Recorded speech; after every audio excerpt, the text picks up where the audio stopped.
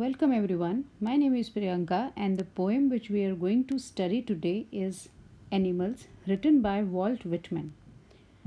Walt Whitman was born in 1819 and died in 1921, and he was a major figure of American poetry.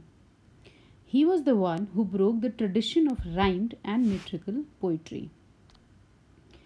Now we see the introduction of the poem. In this poem, the poet Walt Whitman admires animals for being better than human beings. The poet wishes to live with animals and to experience a life where no one complains and where everyone is free of sins and sorrows.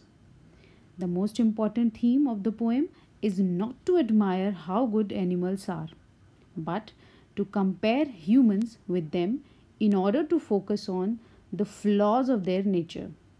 The poet believes that probably a very long time ago, humans possessed all the qualities such as calmness, lack of greed, and ability to stay happy, but they have now lost all of them.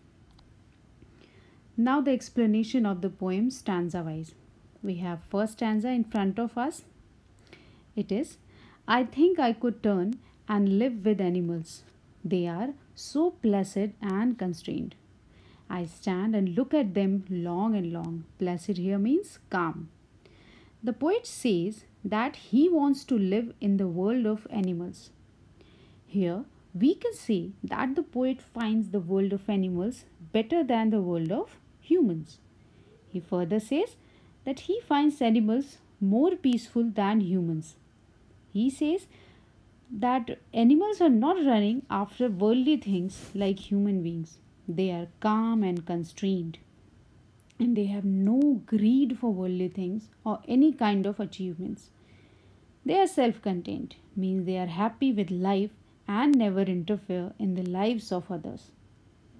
Humans have the habit of interfering in the lives of others.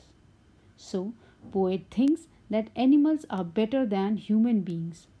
The poet further says that these are the reason why he stands and looks at animals for a very long time. Now we'll discuss the literary devices used in the stanza. First one is assonance. Assonance means use of vowel sound. Whenever the vowel sound is repeated, figure of speech, assonance is there. As we can see in the first line itself, here it is think, then live, then with, then animal. Then it is figure of speech assonance. Then the second one we have repetition. When the words are repeated, that is repetition. Here we can see I and I. The word itself is repeated, so that is repetition. Then comes anaphora. Figure of speech anaphora exists when at the beginning of two consecutive lines same word is repeated, as we can see in this case I and I is in the first line also and I is in the second line also. So here we have anaphora. Then comes the second stanza in front of us. It is, they do not sweat and whine about their condition. They do not lie awake in the dark and weep for their sins. They do not make me sick discussing their duty to God. Not one is dissatisfied, not one is demented with the mania of owning things. Here, sweat word means complaint.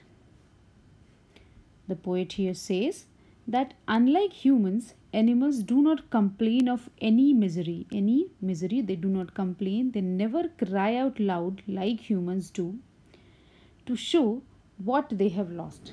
They never stay awake in the night, crying in their repentance for their wrongdoings.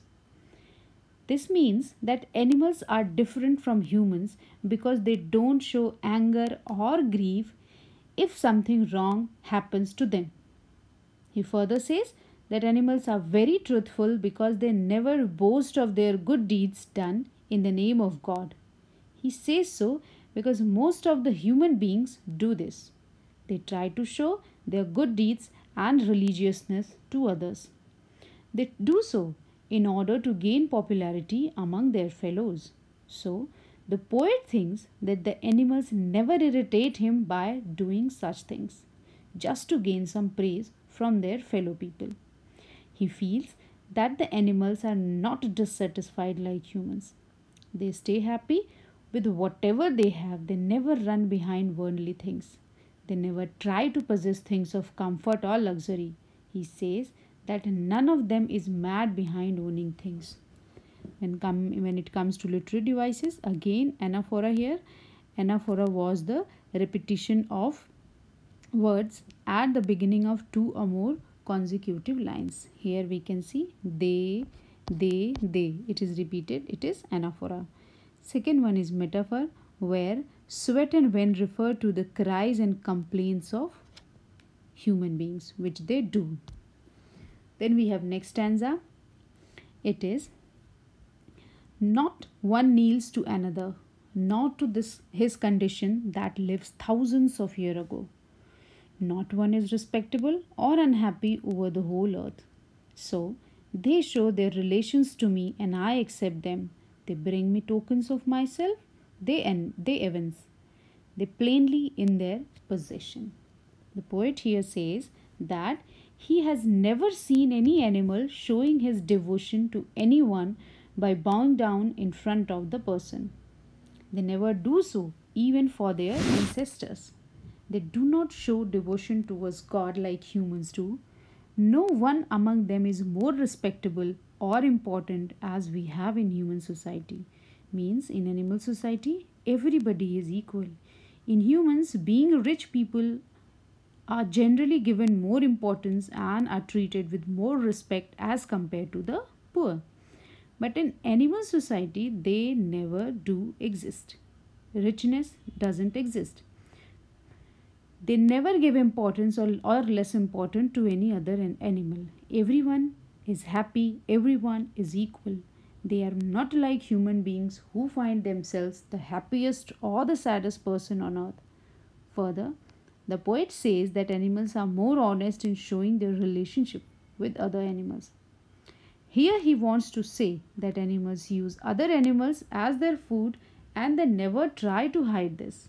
Whereas human beings show that they have nice and friendly relations with others, though the reality is opposite.